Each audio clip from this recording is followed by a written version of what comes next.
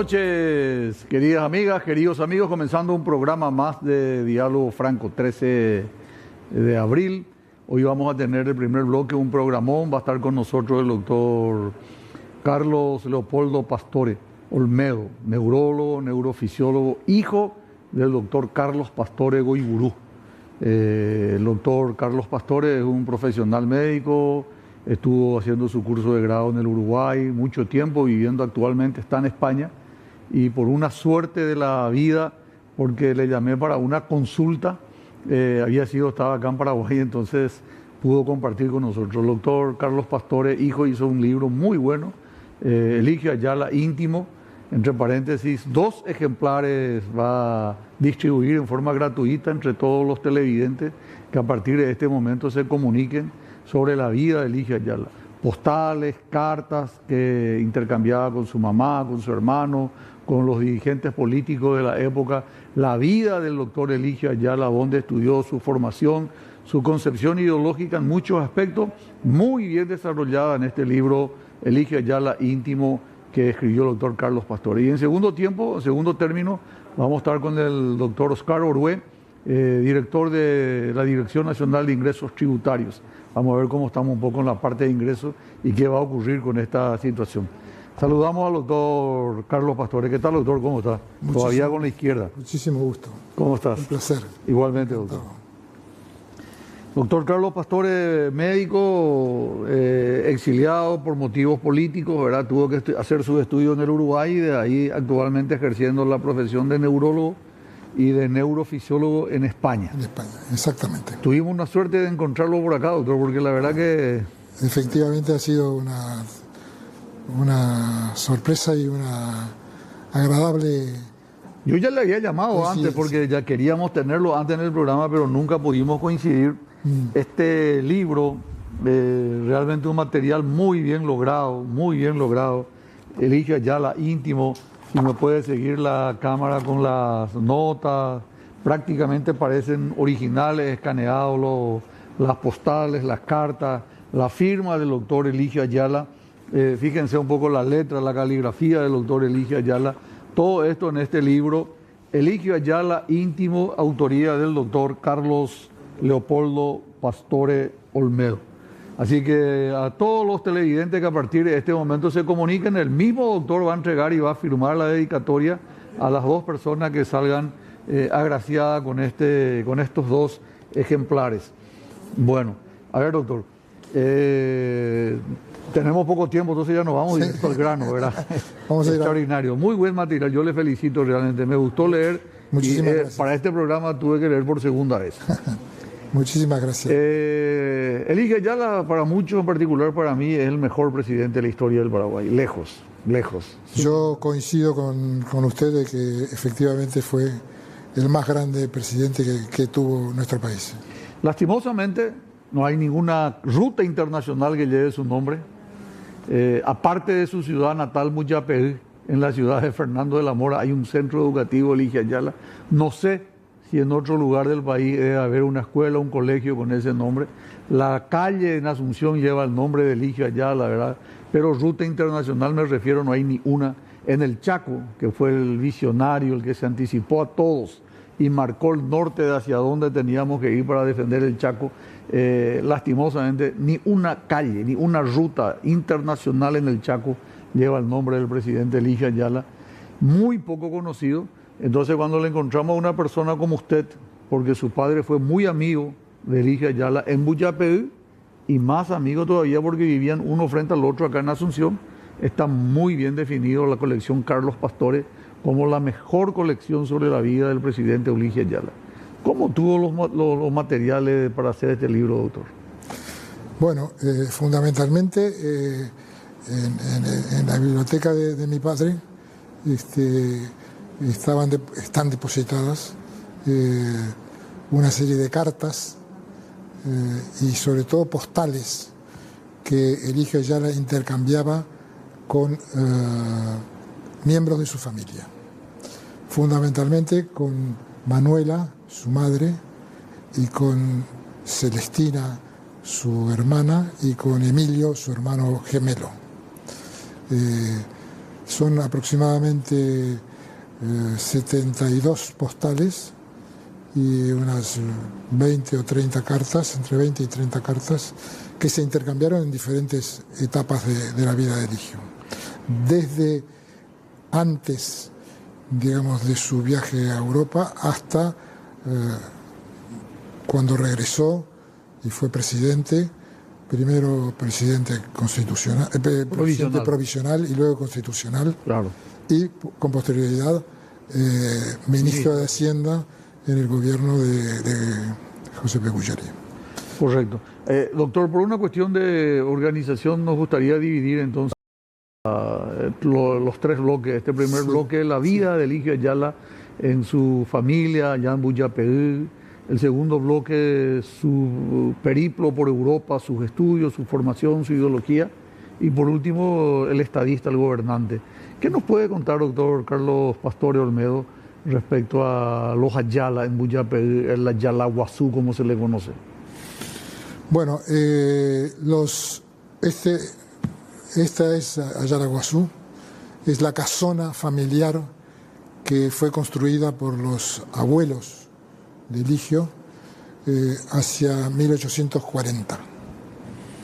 Esta casona tiene una primera singular característica y es la única casa de Buyapeú y probablemente de buena parte de nuestro interior de nuestro país, que tiene 2 pisos. Ahí se puede ver cómo tiene 2 pisos. Yo estuve ahí. Y tiene la cocina totalmente separada del resto de la casa. Esto era lo que fue originalmente Buyapeú, después exactamente. Se mudó. Esta casa está ahora a unos kilómetros del actual Buyapeú, al este. Sí. Al este de Buyapeú, unos 7 kilómetros más. Por ahí, correcto. Y eso es así porque esta casa originariamente estaba en el centro del pueblo, muy cercano al centro del pueblo, pero el pueblo en un determinado momento se trasladó todo el pueblo, incluido la iglesia. Hizo el tío de Eligio Ayala. Eso fue una obra que hizo Seferino Ayala. Seferino Ayala. ¿Cómo eran los Ayala? Los Ayala, en la época en que fue construida esta casa, era una familia, digamos, de agricultores y ganaderos. Vinieron de España, del País Vasco. Los abuelos de Eligio vinieron del País Vasco en España, y se instalaron aquí y construyeron esta casa alrededor de 1840.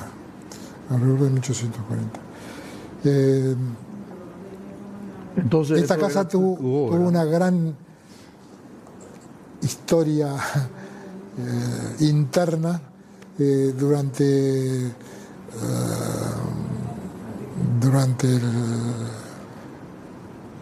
nuestra gran guerra. Sí, la guerra Guazú. La guerra Guazú. Y esta casa fue inmediatamente después de terminada ahí muere el abuelo de Eligio. Inmediatamente después de terminada la guerra de la Triple Alianza, fue asaltada. Fue asaltada por un grupo de maleantes que eran relativamente comunes en esa época y estaban constituidos fundamentalmente por miembros de los aliados, pero no constituidos formalmente. Eran verdaderos cuatreros.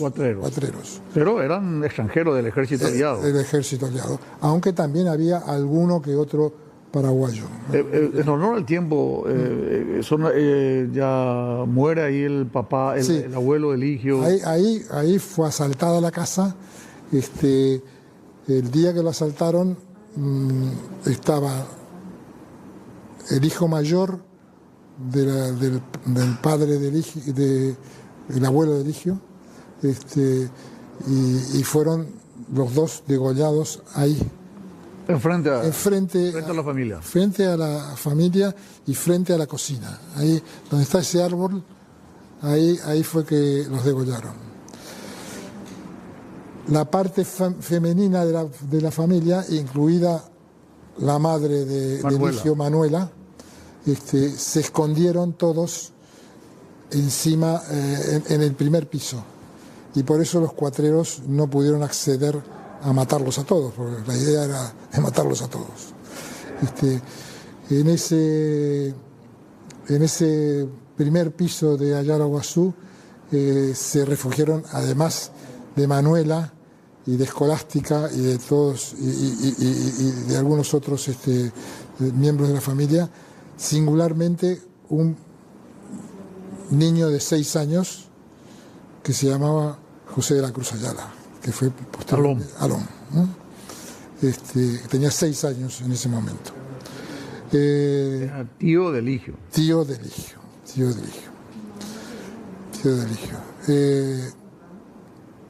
Bueno, esta casa, aquí tenemos una foto en la que se ve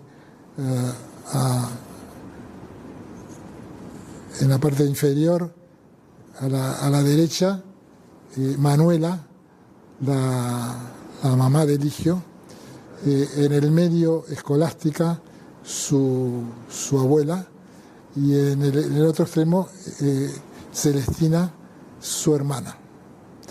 Y arriba 2 tíos de Eligio, y uno de ellos es Seferino, y estaba también Emilio, el hermano gemelo de Eligio.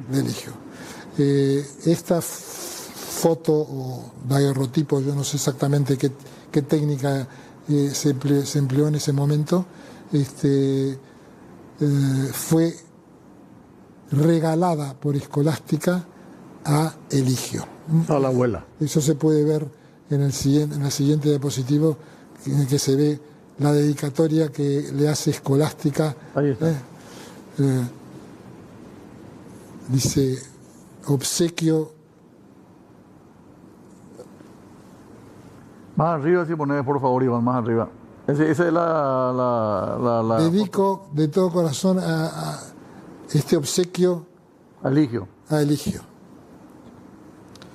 Escolástica era que bien escribía, una abuela que sí, una porque abuela en esa que época las mujeres no escribían. Exactamente, eso hay que destacarlo.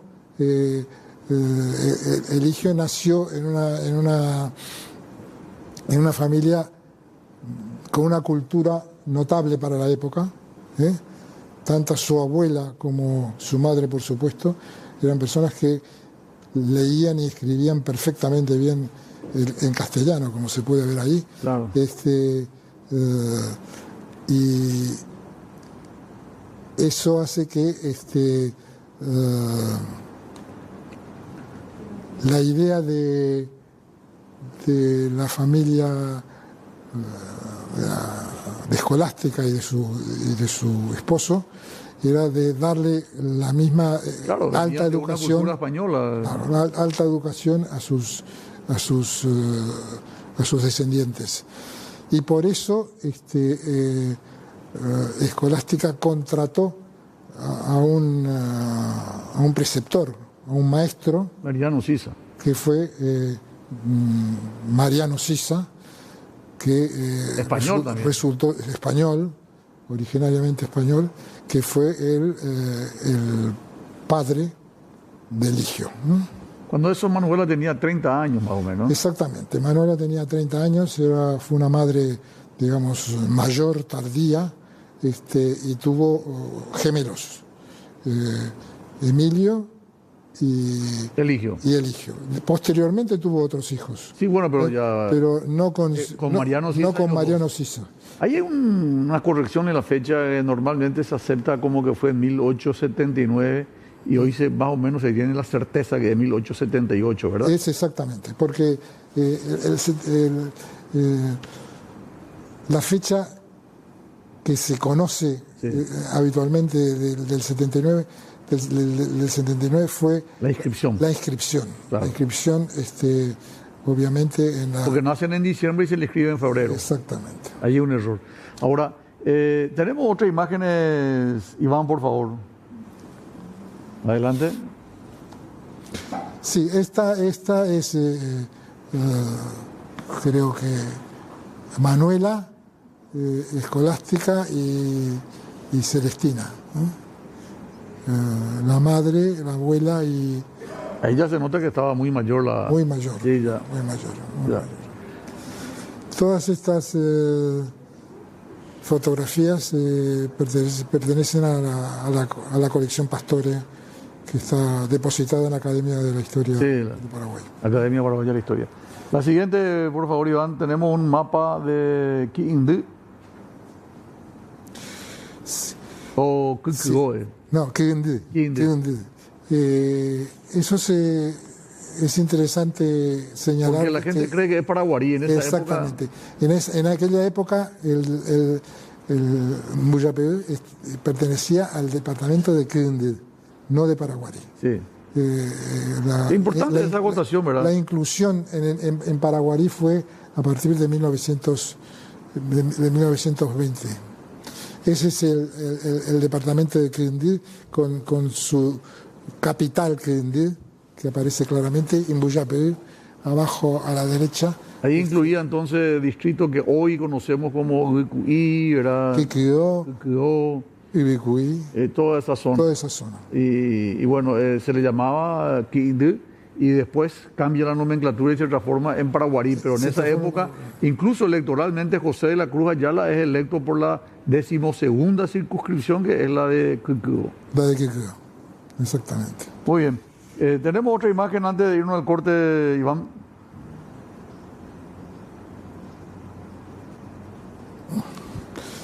No, a ver, si tenemos trama ahí, entonces nos vamos No, con este ahí, al corte. Me gustaría que ponga ahí en el Zócalo el número de teléfono para que la gente vaya llamando.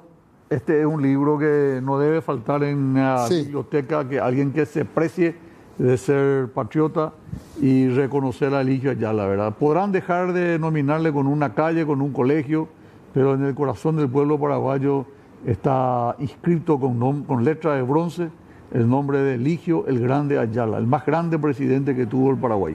Entonces este libro se va a sortear al final de estos 3 bloques y el propio autor, el doctor Carlos Pastore, va a hacer la dedicatoria a los beneficiados. Este es una postal, una pequeña nota que demuestra la calidad de La caligrafía. la calidad moral de Eligio siendo prácticamente un niño, ¿eh? Es un mensaje que le dirige a su madre, dice...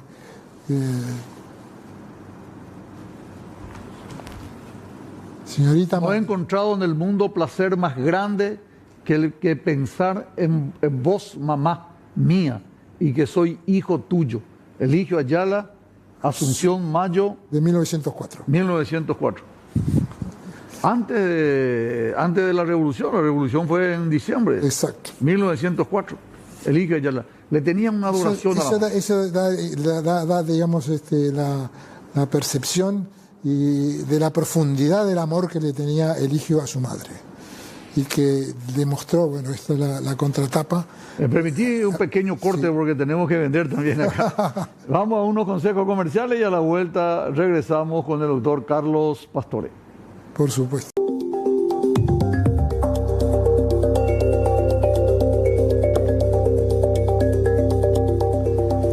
Estamos de vuelta con el doctor Carlos Leopoldo Pastore Olmedo, hablando de la vida del doctor Eligio Ayala. Eligio Ayala, una persona que sin recursos fue a Europa.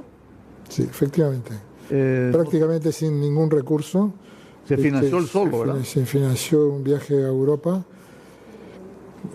pensando que iba a ser un viaje corto, que finalmente terminó siendo un viaje de casi 10 años, ¿no? Sí. 9 años y medio. Prácticamente 10 años. Entre otras cosas porque tuvo los 4 años de la Primera Guerra Mundial, prácticamente confinado en Suiza. En Suiza. En Suiza. Bueno, pues era un país Ahora, neutral, Suiza, ¿verdad? Él antes había conocido y vivido en París, sobre todo en Londres. En Londres, donde fue acogido por Eusebio Ayala.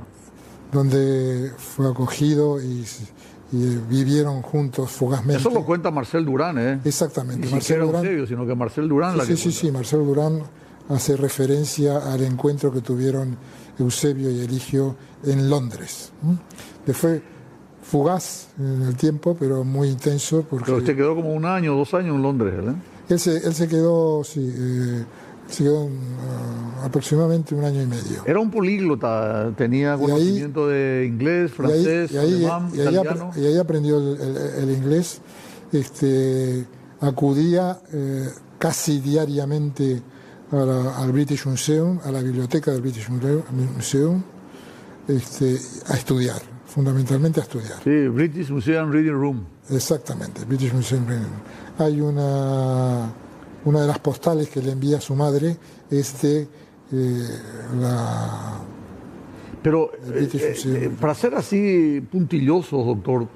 esa postal. Esta postal. Esta era del museo de... Ese es el British Museum. Este es el British Museum de Londres.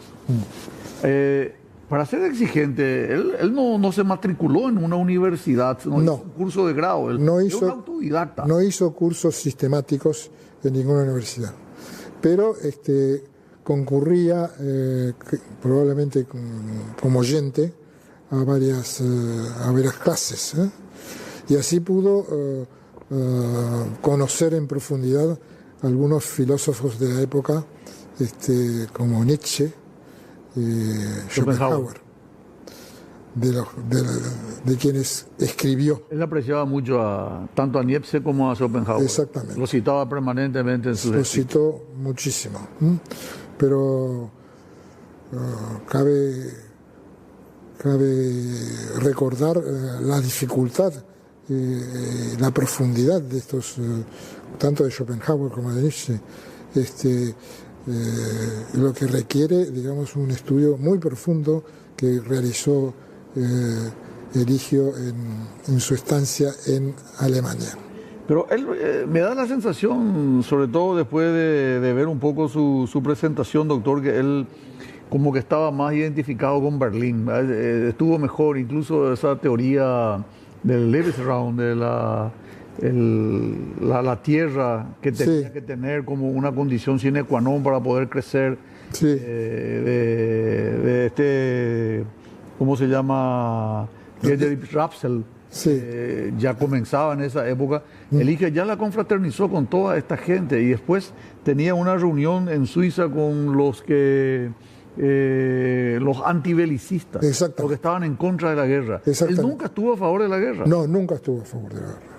Y efectivamente en Suiza no hay evidencias directas, pero es casi seguro que conoció allí a muchos antibelicistas que se reunieron en Suiza hacia 1917. Sí, entre Werda, que él estaba, y una comunidad que se llama Zimmerwald. Ahí. Exacto, en Zimmerwald. Y por las... en su libro dice, yo creo que tiene un metamensaje ahí, porque dice, durante el periodo de agosto a septiembre de 1916 no hay ninguna sola documentación. Entonces usted presume que él estuvo en esa reunión en donde se reunieron todos los antibelicistas. Antibelicistas europeos. Europeos, claro. Provenientes de Inglaterra, de Francia, de Alemania, de Suiza y de Rusia. Ahora, de estos países que él recorrió, después estuvo en Italia, el presidente Scherer le encargó que él sea como una suerte de representante paraguayo ante Europa para poder seducir, para atraer inversión. Efectivamente. Recorrió muchos países, sí, pero también muchas ciudades europeas, en particular de Italia. Sí, conoció Venecia, Florencia, Roma, pero estuvo fugazmente en esas ciudades. Seguramente para tomar contactos que le encargaron, pero nada más. No estudió, digamos, No estudió. ni se estableció. O sea, no estuvo mucho tiempo. No estuvo mucho tiempo. La radicación que él estuvo en Berlín fue de 3 años, 4 años, Sí, Suiza sí. también, Exactamente. Inglaterra, Francia, París en particular, Sí, sí. pero en Italia fue más fugaz, es Sí, cierto. fue fugaz. ¿Cómo era ideológicamente Eligio Ayala? Bueno, yo creo que probablemente la mejor definición que se puede dar hoy es un liberal en política. Un liberal en política. Pero No fue un liberal común, fue un liberal radical. Un liberal radical. Sería progresista, ¿verdad? Un liberal Exactamente. comprometido con las causas sociales. Efectivamente. Ahí está su libro Migración, la Exacto. cuestión social. Por supuesto.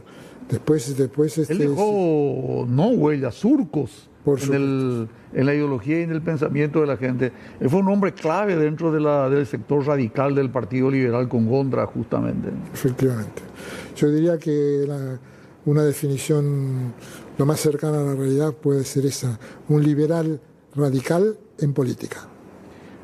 Sí, y ¿cómo él hizo, doctor Pastore, para solventar? Porque pasaba hambre, no tenía que comer, no tenía Sí, plata, efectivamente. tenía que enviarle algo a la madre. Y ¿Cómo además, hacía para...? se enfermó en Francia. También se enfermó. Se enfermó durante su estancia Ahí tenemos la postal de Iván donde está el hospital ese de Charité de Berlín. Si tenés, por favor, nos gustaría. Sí. ¿Sabes por qué le pregunto, doctor? Este es el hospital de la Charité de Berlín, donde él manda una postal a su madre y le dice: aquí en este hospital estuve ingresado, hospitalizado, durante cerca de un mes. Y no guardo ningún buen recuerdo de este edificio, pero igual te mando la postal para que sepas dónde estuve. Pero él también se internó estando en Suiza. No, Acá en Berlín fue. esto fue en Berlín. Pero ¿dónde le agarró la fiebre española, mal llamada? No, eso fue en Suiza. Entonces pero tuvo veces internado. Pero ahí no creo que haya sido internado en un hospital. Sí, estuvo internado en un hospital, estuvo un mes. Estuvo un mes y le costó recuperarse, quedó con un problema de oído. Por la famosa... Un acufeno. Sí. Un acufeno quedó, sí, pero yo no tengo ninguna evidencia documental de que haya estado ingresado en un hospital suizo. Sí tengo solamente la de Berlín. La de Berlín. Entonces lo de Suiza fue una cuestión ambulatoria. Ambulatoria, efectivamente. Pero estuvo un mes. Sí. Estuvo mucho tiempo afectado por qué le digo, doctor? Por la famosa gripe española, que en realidad fue producto, digamos, del final de la Primera Guerra Mundial. Sí. 10 segundos. Sí. Yo le llamé a usted por teléfono porque leyendo el libro de Seyfelher, leo un reportaje que le hizo Alfredo Seyfelher a Báez Allende, Amadeo Báez Allende. Sí. Y Amadeo Báez Allende le dice que Eligio fue sometido a una cirugía en Suiza y se le hizo una trepanación.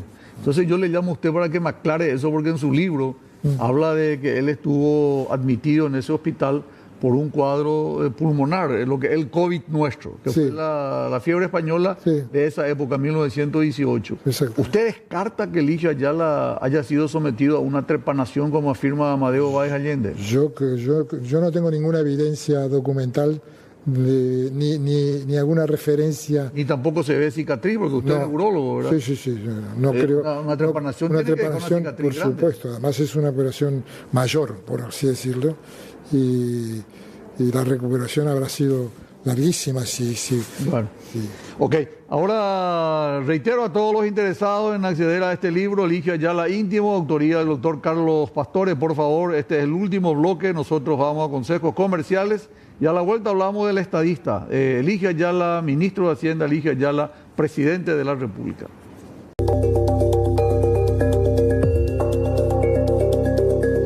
Bueno, estamos ya de regreso en esta parte final con el doctor Carlos Leopoldo Pastore Olmedo. ¿Los te dicen a vos? ¿Cómo te dicen?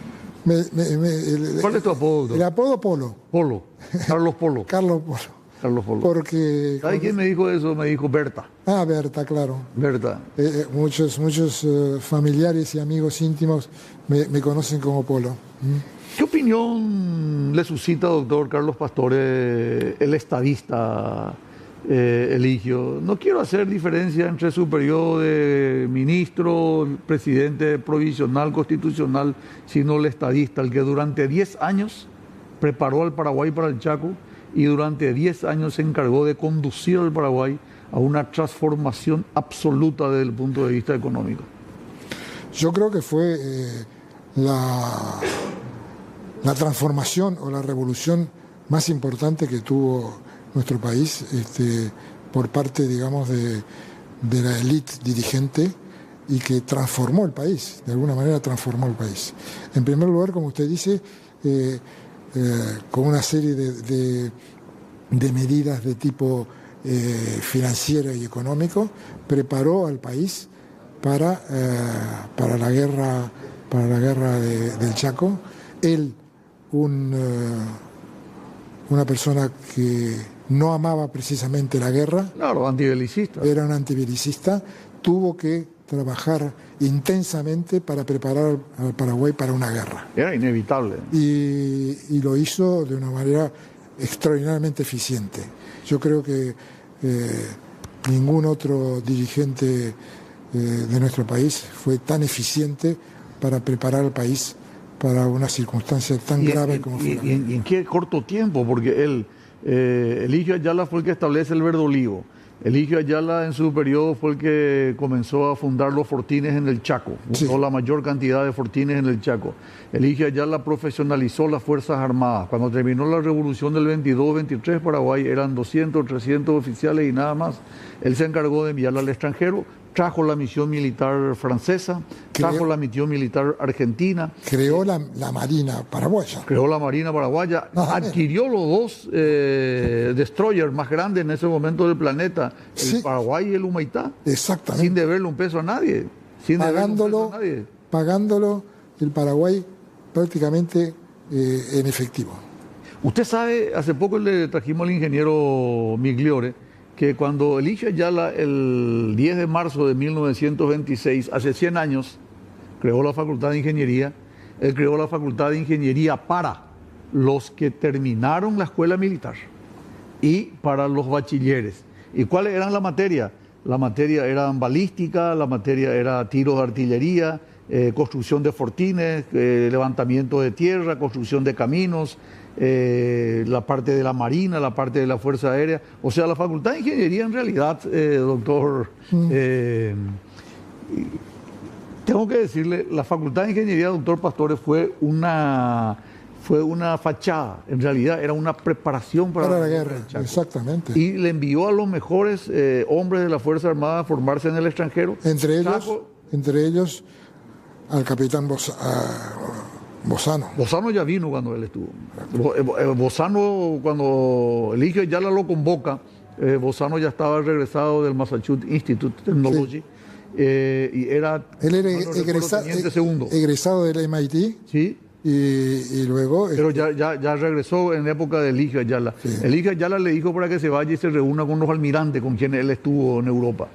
Y Bozano le dice, yo voy a ser los dos cañoneros. Y se fue y armó y hizo el extraordinario lo que hizo. Exacto, extraordinario eso. Ahora, lo de Eligio Ayala, lo de pensar, lo de adelantarse al Chaco, lo de armar al ejército paraguayo y aguantar estoicamente ese 23 de octubre. Ya estaba muerto cuando eso. Pero ya la gente comenzaba a exigir mayor acción, pero no estábamos preparados para la guerra. Y Eligio se encargó de preparar en secreto, pero en forma eficiente y positiva, para que no le falte nada. Mortero, gran tipo Stop-Stocke-Brand, los aviones Potés, las ametralladoras Mapsen, los fusiles alemanes Mauser, todos fueron adquiridos en época de Eligio. Exactamente. Él siendo un antibelicista, trabajó intensamente para preparar una guerra y lo hizo de una manera extraordinariamente eficiente. Increíble. Y, por supuesto, poco reconocido y poco valorado.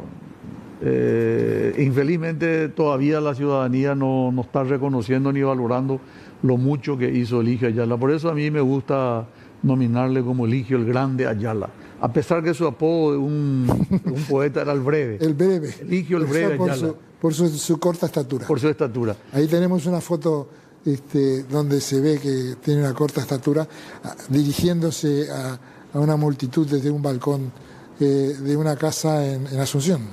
Eso habrá sido después de los incidentes de la muerte de Rojas Silva, seguramente. Creo que sí. Sí.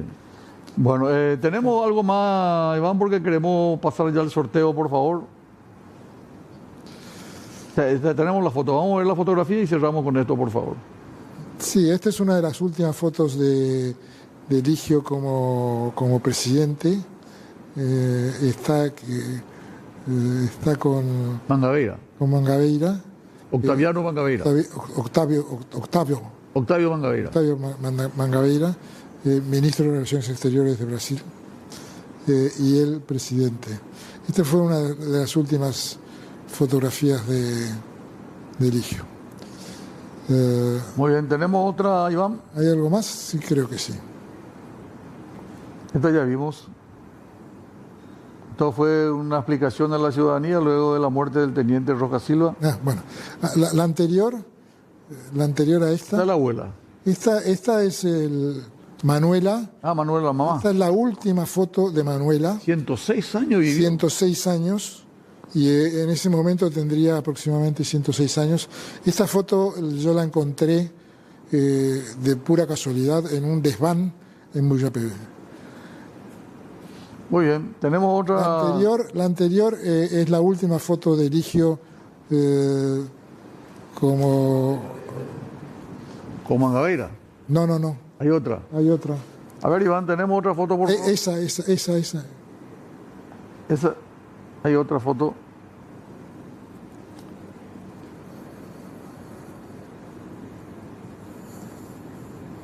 No, esa no. No.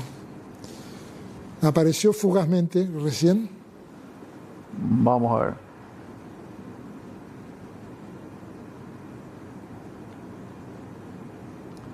Bueno, esas son las postales de Eligio Ayala. Yo les recomiendo, bueno, hay dos que van a salir agraciados hoy con el libro, pero los que no puedan, este libro, ¿dónde se compra este libro, doctor? Bueno, está aquí esta foto.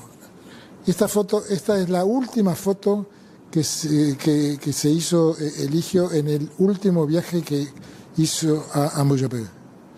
Ahí se ve el 1, 2, 3, 4, el quinto, empezando por la izquierda, es Eligio, y el noveno es Emilio. Y arriba se lee muy mal Muyapé a sus hijos ilustres. Mira, sí tiene. Tiene un cartel ahí arriba. Alón y Eligio Ayala. Mira, vos, qué bien. Qué bien. Bueno, Iván, vamos a ver entre los televidentes, los más fieles que llamaron, por favor, y quiero que el mismo doctor Carlos Pastore Olmedo sea el que entregue los libros y va a hacer. Doctor, si vos te querés parar, por favor, un ratito. ¿Cómo no? Ahí están los números, entonces vos me decís dónde querés que se pare, paramos y... Acercate un poco más para que... para actuar decirle nomás dónde, o el número, decir para y él para. ¿Aquí? Para ahí. ¿Cuál? ¿Qué número, doctor? El teléfono. Acá, doctor, acá está, mira. Ella es la que está acá, Fátima. Ella. Fátima Maciel. Bueno, entonces ya está un número para Fátima, un libro para Fátima Maciel, el siguiente. Dale.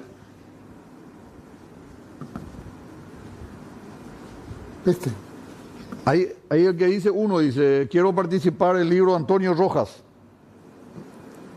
Antonio Rojas. Sí, 116. Ya está. Antonio Rojas y Fátima. Doctor, yo te agradezco de corazón. Muchas gracias, un lujo. Un lujo tenerlo acá. Muchas gracias, doctor. Un gran honor poder hablar de Eligio Ayala en su programa. Gracias, doctor, muy amable. Estuvimos con el doctor Carlos Pastore hablando sobre Eligio Ayala al íntimo. Tenemos los 2 libros, vamos a entregar a partir seguramente de la finalización del programa, ya pueden pasar, porque el mismo doctor Pastore va a hacer la dedicatoria.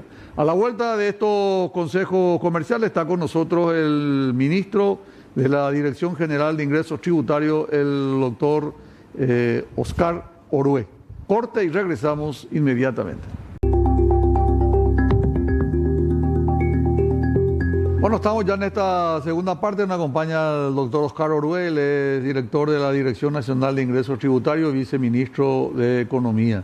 Fernandino y Cerrista. ¿Qué tal, doctor? ¿Cómo estás? Buenas noches, doctor. Muchas gracias por la invitación y contento de estar compartiendo este espacio contigo. Estuvimos mal el fin de semana.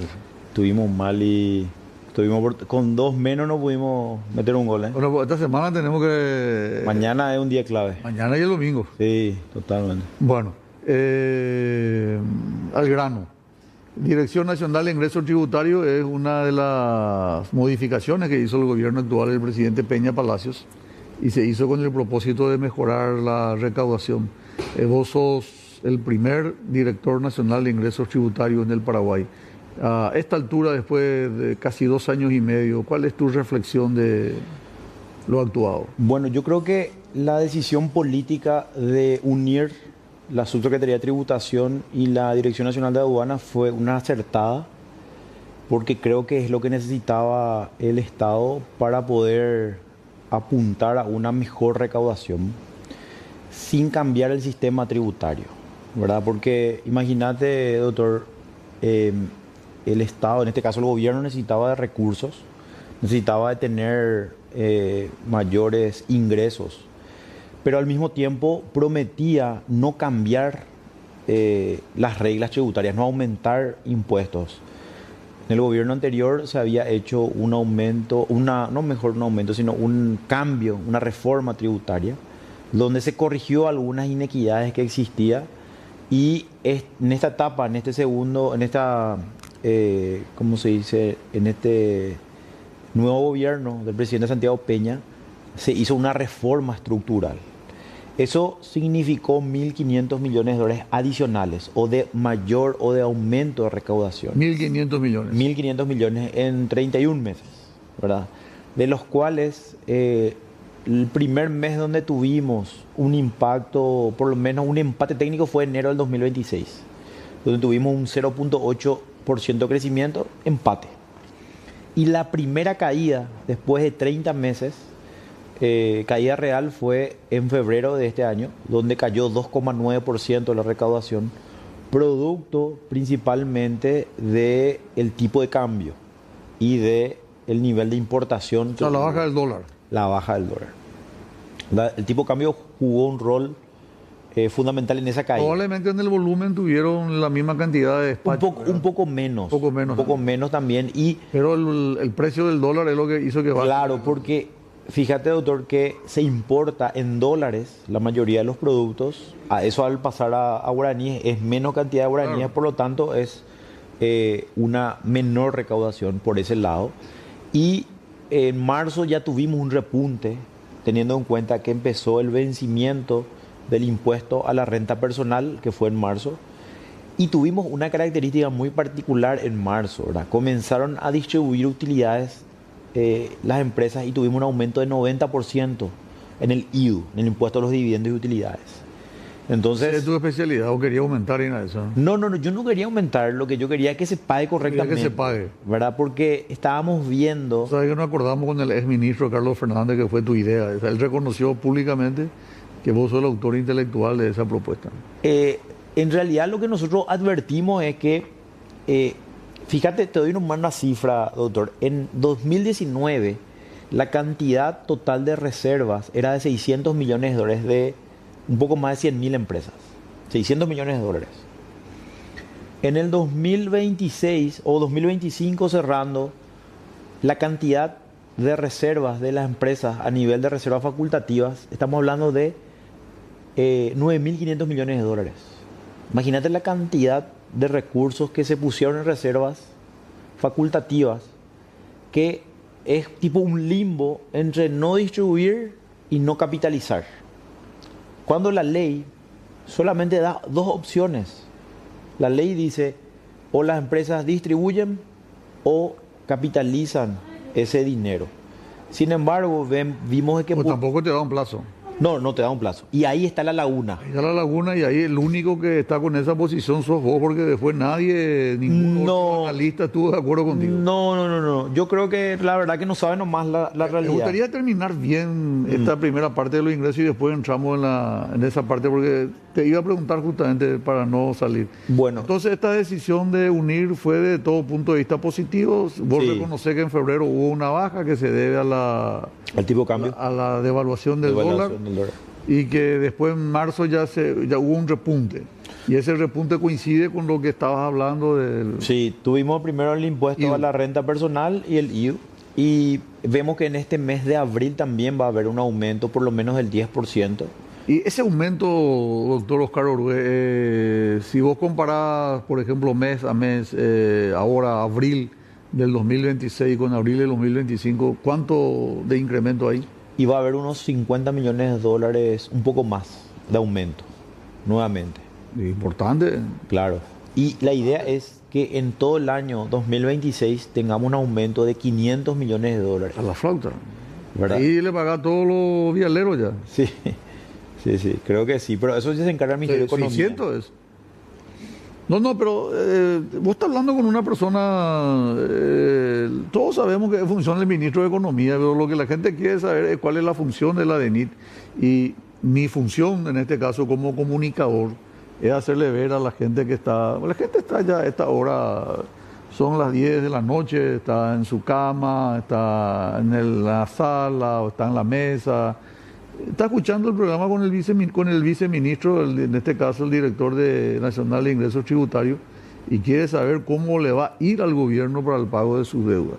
Con esta política que vos estás señalando, vas a generar aproximadamente 500 millones de dólares 2026. Adicionales. Hay que recordar que el año pasado... Lo que te quiero nomás significar, y termino con esto para no interrumpirte, es que es importante la ayuda que le vas a brindar a esta escuálida economía paraguaya, porque la deuda de los vialeros, es más o menos 600 y la deuda con la industria farmacéutica es 800, 900, ¿verdad? Entonces, una gran parte ya se va a cubrir con eso. Sí, nosotros recaudamos por año, el año pasado terminamos recaudando 6.400 millones de dólares en total, de los cuales hubo un crecimiento también de 500.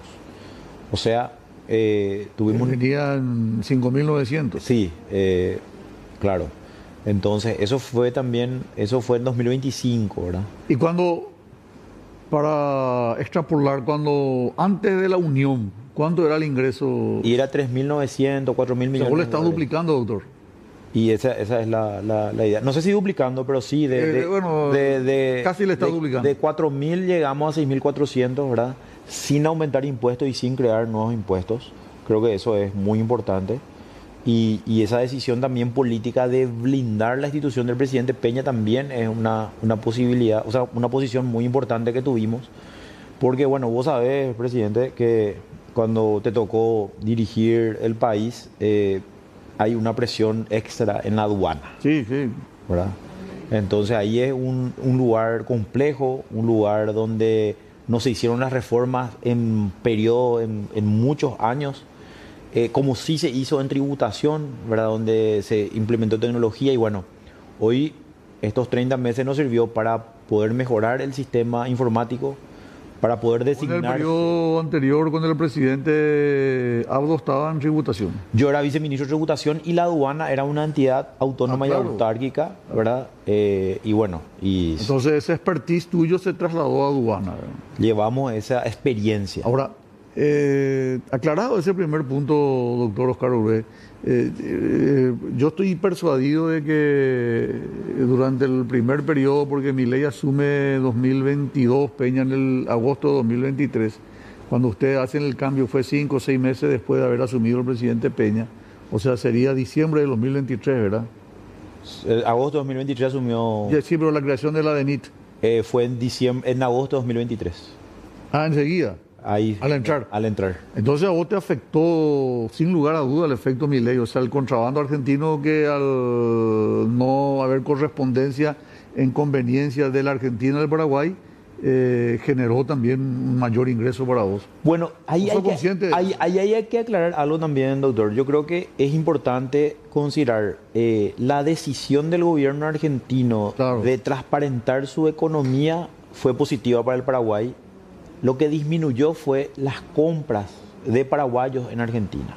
Sí. Pero el contrabando sigue vigente. Bueno, pero... En menor medida. Se desincentivó eso, ¿verdad? Sí. Desapareció el incentivo que existía. Claro que era más barato, pero algunos productos Porque son vos te más ibas por baratos. la nafta y por otros productos y ya valía la pena. Ahora ya no vale más la pena porque puede ser que en algún producto puntual sea conveniente, pero ya no te va a comprar combustible. Y lo que nosotros observamos es que en productos alimenticios, en algunos, hay todavía una diferencia que ellos son productores.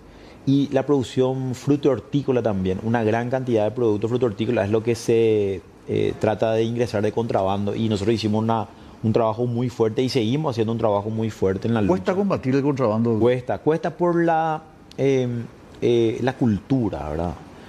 A mí me tocó, la primera crisis que tuvimos cuando se creó la DENIT fue con los comerciantes de Nanagua, de toda esa zona, donde la mayoría eran informales y eran 200 personas aproximadamente. Yo me había reunido con ellos habían cerrado el puente, quemaron un auto, hubo un poco de violencia y dialogamos. Y ellos entendieron de que era más barato formalizarse que seguir pagando coimas a los funcionarios para meter sus mercaderías. Y hoy están vendiendo con factura, están pagando sus impuestos, están metiendo correctamente, ¿verdad? Y bueno, y eso me parece importante que se haga ese proceso. Formalizamos a 200 personas en toda esa ciudad y hoy están vendiendo tranquilamente. Lógicamente, lo que vos manifestaste, de que hoy hay una menor cantidad de ventas porque, bueno, hoy ya no es más tan atractivo ir a comprar ahí, tuvo una incidencia. Pero de alguna manera hoy también sigue habiendo comercio en esa zona, en menor medida, pero tampoco desaparecieron. Sí, de todos modos, siempre uno trata de encontrar la justificación. Yo personalmente creo que las cosas, aunque no sea tu partido, al final es tu gobierno, ¿verdad? Y yo quiero que a mi país le vaya bien y que al gobierno le vaya bien, porque si al gobierno le va bien, al país le va mejor. Fue una de las acertadas que tuvo el gobierno la unificación de la Secretaría de Tributación con aduana en lo que se conoce como la Dirección Nacional de Ingresos Tributarios y lo estás demostrando con números. Esos 500 más que va a aportar ahora también ayuda a menguar esa deuda que está teniendo con algunos productores. ¿Hay algo más que se puede hacer ahí sin aumentar impuestos? Porque la gente no está dispuesta. La base impositiva, ¿cómo se puede hacer para que todos paguen y que algunos dejen de tener ese privilegio que no pagan? Bueno, yo creo que acá lo más importante me parece que es la comunicación, por un lado, y también la capacitación. Nosotros estamos insistiendo mucho en ir al interior con nuestro PAC móvil. El PAC móvil es la plataforma de atención al contribuyente que va en diferentes ciudades, hace las capacitaciones, trabajamos con los municipios, con las gobernaciones, de tal manera a que la gente conozca los regímenes simplificados que están aprobados a partir del 2020. También la factura electrónica, todo lo relacionado a los beneficios que tiene ser formal, porque la gente decía, bueno, pero ¿de qué me sirve? Yo emito factura, pago impuestos, pero yo no veo, el reclamo de la gente es ese, ¿verdad? Entonces yo creo que hoy, claro, hoy yo veo que la gente ya no recurre a un usurero para poder comercializar, es más barato ser formal, ¿verdad? Yo creo que eso es un detalle no menor. Y la gente está inscribiéndose, está cumpliendo. Hoy se le está facilitando la vida con el simple y re simple que son regímenes dentro del impuesto a la renta empresarial. Y creo que eso está ayudando mucho. Y a la par de no aumentar impuestos, ¿verdad? Nosotros somos conscientes de que no es correcto impulsar una reforma donde se le haga pagar a los que ya están pagando. La idea es formalizarse y fíjate que en 2 años, un poco más de 2 años, inscribimos a casi 200.000 nuevas personas o nuevos contribuyentes, mejor dicho, dentro del registro único. Número, 200.000 es importante. Sí, 200.000 que se inscribieron, ¿verdad? En este periodo, ¿verdad? En estos 30 meses. Y la idea es seguir apostando a esa formalización.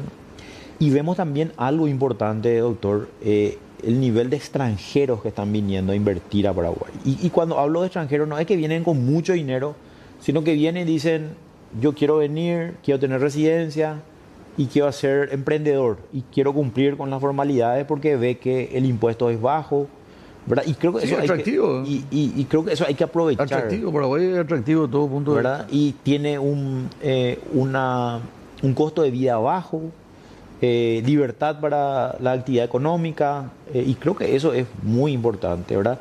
Yo creo que donde tenemos que insistir un poco más desde el Estado es en las capacitaciones, en los mandos medios, en tener, porque al final la gente quiere trabajo, ¿verdad? Claro.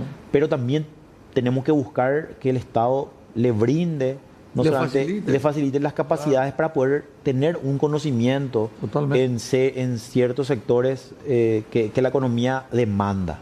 Entonces, yo veo con buenos ojos, veo que Paraguay va a crecer nuevamente este año de la economía. El año pasado fue el país que más creció en Sudamérica, 6,6% del PIB, cuando tenemos continuamente crecimientos. Va a ser el 4.º año que vamos a crecer este año. Y eso nunca se dio históricamente. Siempre tuvimos caídas, recuperaciones, caídas. Sin embargo, son 4 años que va a haber crecimiento y yo creo que hay que seguir aprovechando esa mirada. Y esta situación de las deudas que estamos hablando, yo creo que es una situación coyuntural. Vamos a hablar del tercer bloque de las deudas, bueno, si me permitís. Sí, claro. ¿Escuchaste el programa anterior? Hablábamos de Eligio Ayala. Sí. Eligio Ayala en varias ocasiones tuvo que decir no. Y yo no es significativo, no es importante, ¿verdad? Pero mucha gente seguramente coincidimos en que tener la simpatía y la aceptación de la ciudadanía porque te plantaste y porque dijiste en más de una ocasión no. A mí no me interesa, doctor, yo no soy periodista de profesión, yo soy médico, vos sabés, en todo caso político, pero estoy acá para comunicar a la gente. No, yo no quiero sangre, no me interesa un titular mañana en los diarios, Oscar dijo esto, etcétera, etcétera.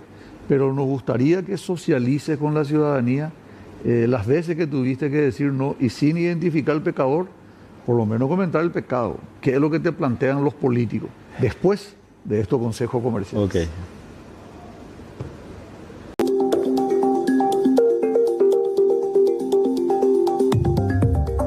Bueno, de vuelta con el doctor Oscar Orué. No hace falta identificar, pero una buena fauna de la clase política paraguaya que se hicieron públicos, ¿verdad? Por diversos pedidos, y algunos de ellos incluso te intentaron escrachar y siempre salieron mal. ¿Qué es lo que más te plantean, doctor? Y yo creo que la experiencia un poco, vemos de que la aduana principalmente, porque eso no me pasaba en la Subsecretaría de Tributación, más en la aduana, es que estaban acostumbrados a tener cupos políticos en lugares claves, ¿verdad? En aduanas específicas donde hay mucho movimiento. Y a mí me llama la atención, ¿verdad? Hay 2 lugares donde más la gente se quería ir, en ciertas aduanas y en una dirección que hoy se llama Dirección Anticontrabando, que era lo que antes era Coya, primero era de TABE, después fue Coya y ahora la Dirección Anticontrabando, ¿verdad? Hicimos todo un proceso, pero esos son siempre cargos es lo que más piden, ¿verdad? Ese famoso vista. Vista Vicente. Vista, resguardo, administrador, esos son los cargos que son los que más se solicita. Y no es ni por el salario, sino por lo que por el lugar, claro, y por la oportunidad, ¿verdad? Porque eso es lo que yo siempre hablaba con el presidente Peña, ¿verdad? Si nosotros no tenemos el control, porque si un funcionario es colocado por ese mérito, ¿cómo es que el jefe le llama y le va a decir, cumplí eso? Si va a decir, no, yo tengo otro jefe Claro. que no está ahí, que no es de la Le institución. rindo a fulano. Entonces le rinde a otra persona, ¿verdad? Es lo que le pasó un poco en el caso de Pedro Juan. No sé si acordarás que después se filtraron los mensajes ya del fallecido Lalo. diputado, ¿verdad? Que él también me había pedido que fulano tal esté en ese cargo, ¿verdad? ¿Y cómo se puede hacer para que el factor humano sea cada vez más prescindente y se esté totalmente mecanizado, con escáner, con tecnología? Y la tecnología, doctor, ese es el secreto, ¿verdad? Para ir valorizando los productos en base a un sistema informático y a información a nivel internacional, cruzamiento de datos. Eso creo que nosotros estamos trabajando para eso. Ahora tenemos un apoyo fuerte del Banco Interamericano de Desarrollo de unos 30 millones de dólares para modernizar todo el sistema. Y esa es la decisión política importante, que se pueda hacer ese cambio. Porque a lo largo de los años, es lo que te decía, lastimosamente no se tuvo, ¿verdad? La posibilidad de poder hacer esa modernización. Y bueno, hoy sí estamos trabajando. ¿Cuántos escáneres tienen ustedes Nosotros tenemos 8 escáneres en todo el país? en todo el país. ¿Vos crees que es suficiente? No, ahora estamos con la adquisición de 2 más, ¿verdad? Y se compró ahora 2 más este fin de año que ahora vamos a instalar. Vamos a inaugurar un centro de escaneo en la zona de Villeta. Compramos ya el inmueble y estamos ahora haciendo la remodelación y vamos a instalar ahí. Ahí es donde están la mayoría de los puertos privados. De los puertos privados, sí. Es un lugar ¿En estratégico. el lugar de puerto ANP o no? No. Es un predio que nosotros adquirimos el año pasado y ahora estamos haciendo la infraestructura necesaria. Ya tenemos ya llegaron Para que los la gente escáneres. entienda, doctor Oscar Orué, así como el semáforo tenés verde, amarillo, rojo, ustedes tienen también para los contenedores una Sí. suerte de semaforización. Tenemos. El rojo es control intrusivo, o sea, abrir la carga y A los revisar. nuevos importadores, Sí. esos importadores recientes, nuevos, Sí. para los que son así permanentes, continuos, ya tienen todo código verde, ¿verdad? Sí. Ahí de repente Al azar hacen lo mismo. igual se hace cuando hay ciertos riesgos. Nosotros tenemos un sistema de gestión de riesgos bastante moderno y ahí tratamos de alguna manera también de actualizar los datos y ver. Eso nos sirvió mucho para el tema del combate al narcotráfico. Y nosotros Llegan a Europa. nosotros incautamos casi 9.000 kilos de cocaína. Pero en solamente Europa se les pasó mucho más porque en Europa como 60, 80, 90 mil toneladas se cayeron. Sí, pero eso fue en periodos anteriores. Nosotros desde que asumimos no tuvimos un caso ya... O sea, desde la administración Peña no hubo más contrabando de droga. O sea, por lo menos no se detectó en puertos de Europa que Claro, salió de porque esa Paraguay. operación La Ultranza Paraguay se hizo en el periodo del presidente Abdo. Sí, y ahí nosotros cuando asumimos el cargo establecimos un sistema de control diferente, ¿verdad? Volvimos a poner los escáneres en los puertos y de alguna manera también establecimos un nuevo sistema, porque no es solamente más el escáner y los perros, sino es información. Por ejemplo, te doy un dato. Incautamos casi 1.000 kilos en el aeropuerto Silvio Pettirossi. ¿Y qué llamó la atención para ese control, verdad? Que se enviaba almidón de mandioca en carga aérea, cuando la tasa era muy alta, ¿verdad? Claro. No tenía el retorno. Claro, o sea, nosotros dijimos, van a pagar, o sea, va a salir perdiendo el que exporta vía aérea. O sea, la mercadería Esa no vale clase, la pena esa clase de mercadería, ¿verdad? muy, muy grosero. Entonces nos llamó la atención eso, se hizo un control y bueno, se detectó que era... En el aeropuerto esta señora Dalia López tenía mucha influencia también durante mucho tiempo. Ella traía casi todos los productos, creo que de China fundamentalmente. Sí. ¿Hay un mayor control ahora en el aeropuerto? Sí, nosotros el primer cambio que hicimos cuando asumimos fue detectamos un sistema, doctor, de cambio de mercaderías en el aeropuerto. Ellos declaraban que traían autorrepuestos cuando en realidad traían celulares y electrónica, celulares de alta gama. Y era muy grosero de un producto o de, no sé, de X cantidad de kilos que tenían que pagar, terminaban pagando impuestos, terminaban pagando 100 millones, cuando tenía que ser 4.000 millones el impuesto. Imagínate. una diferencia abismal, ¿verdad? Claro. Nosotros denunciamos ese caso, se hicieron 7 allanamientos, eso fue en octubre del año 2023, fíjate que ya hace tiempo, ¿verdad? Hoy están procesados funcionarios, están procesados también importadores. La Fiscalía actuó en ese caso, ¿verdad? Y procesó a todas estas personas, se hicieron los allanamientos correspondientes, colaboramos con la justicia y bueno, desbaratamos ese esquema.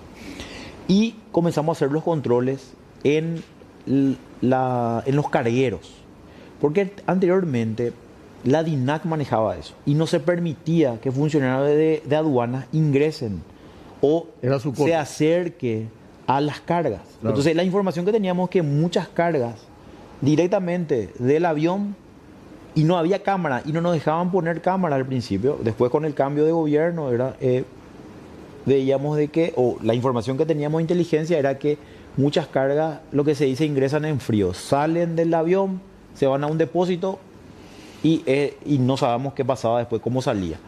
Hoy nosotros cambiamos todo este sistema. Eso en el aeropuerto. En el aeropuerto Guaraní y en el aeropuerto Silvio Pettirossi. Y ahí es importante hacer un destaque, doctor, que nosotros trabajamos más coordinadamente con la DINAC, ahora con el presidente Nelson Mendoza, que es el presidente de DINAC.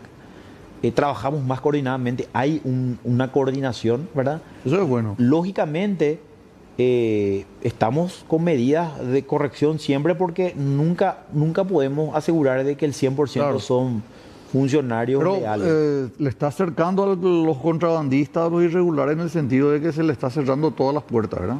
Correcto, así mismo. ¿Me permití un último corte? Por supuesto. Consejo comercial y regresamos en la parte final de Diálogo Franco del día de la fecha. Impresionante la cantidad de mensajes. Malila y su hermana María Eugenia Facetti Sacián envía mensajes y saludos para vos, ministro, y también para el doctor que estuvo antes con nosotros, Carlos Pastore. Mucha gente nos está viendo en todo el país. Uno de ellos dice, parece que fue tu compañera Liz, saludo a mi compañero. Tengo entendido que recibió un premio internacional en estos días. ¿Puedes comentar eso primero?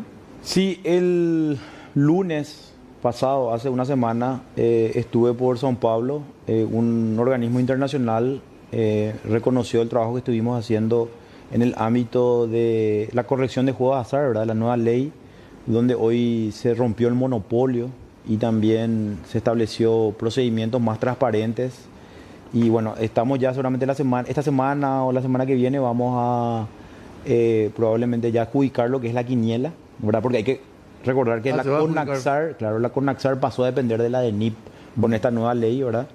Y bueno, y fue un reconocimiento internacional, realmente muy contento de que yo creo que el reconocimiento es más para Paraguay que para mi persona, pero bueno, hoy por estar coyunturalmente... Por el cargo, ¿verdad? Pero creo que es importante que Paraguay sea reconocido a nivel mundial también por los avances. Imagínate, estamos creciendo, está habiendo mayor inversión extranjera, entonces realmente muy significativo para nosotros que Paraguay sea reconocido a ese nivel. Carlos Troche es un agudo periodista del canal de mucho tiempo y me hace la pregunta que te haga al aire. ¿Por qué motivo vas a dejar la función al terminar el gobierno? Bueno, es una posibilidad, ¿verdad? Yo creo que porque muchos me preguntaban qué iba a pasar después, ¿verdad? En algún momento me interesó presentarme para la Fiscalía General de Estado, después no se dio esa oportunidad y me preguntaban mucho, ¿verdad? Y especulaban mucho acerca de eso. Yo le decía que no, que creo que ya este es el último periodo de gobierno hasta el 2028 que voy a quedar porque ya también tengo ofertas del sector privado, también tengo ofertas a nivel del exterior. Entonces me parecía también que era una oportunidad, ya más de 30 años en la función pública. Imagínate, doctor, yo empecé a los 11 años en el Ministerio de Hacienda y creo que también hay etapas que uno tiene que cerrar, ¿verdad? ¿Se va a jubilar con cuántos años? Y yo no sé si me voy a llegar a jubilar, ¿verdad? Porque 50 años para arriba, yo tengo 40... ¿No alcanzas todavía? No alcanzo, yo tengo 44, todavía no voy a llegar a los 50 para jubilarme, entonces probablemente haga el retiro de aporte. Mira un poco. Qué joven sos, doctor, qué joven. Y lo que pasa es que empecé muy años. joven. Sí, como ordenanza entré. Pero no tenía salario. Sí, sí, me nombraron a mí a los Pero 11 eso años. no hay una ilegalidad. No, no, en eso, vos sabés qué, doctor, un poco para contarnos más la historia, ¿verdad? En el 93, en junio del 93, estaba vigente la ley 218, que era el código laboral de ese momento, y no ponía un límite de edad, ¿verdad? A mí me nombran como personal transitorio, como ordenanza, el ministro Juan José Díaz Pérez, ministro de Hacienda, en esa El presidente época. Rodríguez, creo. En la época de Rodríguez, ¿verdad? Del presidente Rodríguez. Y en diciembre del 93, a mí me nombran en junio del 93, en diciembre del 93 sale la ley, perdón, ahí sale la ley 218, que establece que los menores de edad a partir de 14 años recién podían trabajar, porque no estaba legislado la edad mínima para laborar, o sea, para trabajar, ¿verdad? En esa época. Mira, bocha. ¿Verdad? Entonces ahí ya como tenía... sí. Qué precoz, doctor. Esta gente que está trabajando en el sector de vialidad, en la industria farmacéutica, yo sé que es competencia del Ministerio de Economía, perfectamente, pero vos estás dentro de la estructura, sos viceministro, de hecho, y sos el director nacional de ingresos tributarios. ¿Cuál es la fórmula adecuada, según tu óptica, para poder pagar y cumplirle a estos compañeros o compatriotas que están trabajando y que no están pudiendo cobrar?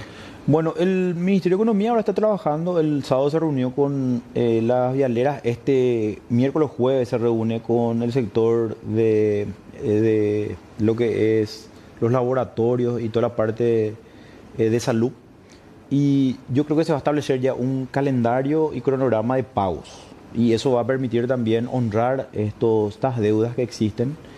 También aprovechando de que ahora tenemos una mejor recaudación, lo que es marzo, lo que va a ser este mes de abril. Vamos a cerrar también de forma positiva. Así es que el secreto es cumplir con el cronograma que se va a establecer y que se va a acordar. También hay unos mecanismos con el factoraje que va a ayudar también a poder financiar toda esta deuda. Aumentar la deuda.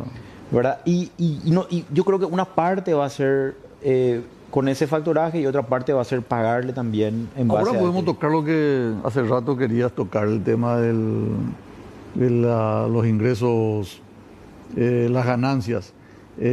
Vos pagás el IVA, pagás impuesto a la renta, tu IU. ¿Cómo te van a obligar a pagar el IVA y ahora ya te van a cobrar otra vez? ¿No es una apropiación eso, doctor? No. A ver, como te decía, las empresas, después de pagar el impuesto a la renta empresarial, el IRE, tiene dos opciones. Sí. Si tuvieron utilidades, pueden capitalizar esa utilidad, ahí no van a pagar impuestos. Y la otra opción es distribuir entre los socios, dueños y accionistas de empresas. O dejar para la reserva estratégica. Bueno, esa reserva estratégica, nosotros vemos de que hay, de alguna manera... la pandemia, nadie puede oponerse a eso. Mira, No, por eso yo, doctor, el nivel de aumento que hubo en esa reserva, nuestra presunción es que ese dinero ya no está más, que ya se usó todo. No de todas las empresas, pero de algunas. Entonces, eso, en teoría, es distribución de utilidades. Si nosotros descubrimos... Eso hay que llamar a asamblea. Claro, exactamente. Si nosotros vemos de que en realidad ese dinero ya no está en esa reserva, conforme a los controles que vamos a estar realizando a partir de ahora, sacamos una resolución que es la resolución 49. Esa resolución 49 permite a la DENIT hacer la verificación porque va a tener información ya más detallada de todas esas operaciones. Y si nosotros observamos de que esas empresas en realidad ya no tienen ese dinero, que ya se distribuyeron, entonces vamos a aplicar las sanciones correspondientes. Es por ello que vimos que en marzo, Ese es el IVU, ¿verdad? sí, es el IVU, el impuesto a los dividendos de utilidades. Pero eso es legítimo, eso nadie se puede oponer. Entonces, eso sí, ahora, si nosotros vemos que las reservas están, de que hay un plan, nosotros no le vamos a exigir, ni le vamos a amonestar, ni le vamos a sancionar, ¿verdad? Eso es categórico. O sea, no van a modificar la ley. Nosotros probablemente reglamentemos, pero no vamos a poner... ¿Y cuánto tiempo? ¿Qué tiempo va a tener? Y eso es lo que no queremos hacer. Nosotros no queremos decirle ¿Y un cómo va a tiempo. reglamentar? Vamos a reglamentar sobre ciertas características, ¿verdad? Sobre ciertas características. Por ejemplo, que si hay una reserva que tenga ciertas condiciones para mantener esa reserva. Por ejemplo, si hay una industria que en 10 años se va a desarrollar, no le puede pedir que a los 3 años distribuya utilidades o capitalice, ¿verdad? En eso estamos de acuerdo. Ahora, sí creemos de que se tiene que reglamentar de tal manera que no haya esa laguna y el aprovechamiento de algunas, no decimos que sean de todas, pero de algunas, ¿verdad? Porque la realidad es, son 9.500, 62.000 millones de guaraníes. En reservas nos parece que es abultado mínimamente, ¿verdad? Entonces... Pero estás solo, de ahí te acompañan esto, ¿no? Vamos a ver si en el Congreso se aprueba, ¿verdad? Porque eso va a ser un proyecto de ley y se va a discutir en el Congreso y vamos a ver, ¿verdad? Vamos a tener una reunión seguramente esta semana nuevamente con los gremios, con la UIP y con los otros gremios. Vamos a también tener una reunión con los analistas económicos, con los exministros de Hacienda, con el sector privado en general. Todos los exministros ya dieron su punto de vista y todos están en contra. Y vamos a ver si continúa esa después de que nosotros le hagamos la presentación. ¿Qué le hablaste que le hiciste cambiar? Por eso está tan seguro. No. Yo estoy confiado nomás del trabajo que estamos haciendo, doctor. Y sé de que a lo mejor ellos no tienen toda la película. ¿Sabes qué dicen la mayoría? Yo te digo, ya porque tenemos que cerrar el programa, creen que es una apropiación indebida y inconstitucional. Y tienen derecho a opinar, ¿verdad? Pero yo creo que con la modificación o con la reglamentación que queremos hacer tampoco va a ser inconstitucional porque no le vamos a establecer un límite de tiempo, sino que ciertas condiciones para que se transparente ese proceso. Eso es simplemente lo que nosotros queremos. Vamos a tener seguramente la posibilidad de traerte en otra ocasión porque es un tema que vale la pena abordar. Por supuesto, y estamos abiertos al diálogo. Y sobre todo la gente quiere escuchar que... Y vamos a tener un diálogo franco. Un diálogo franco. Sí. Gracias, doctor. Gracias a vos por la invitación. Oscar Orué, director general de Ingresos Tributarios, compartiendo con nosotros. Nos vamos, regresamos, si Dios permite, el próximo lunes con más Diálogo Franco. Gracias a la audiencia por la preferencia.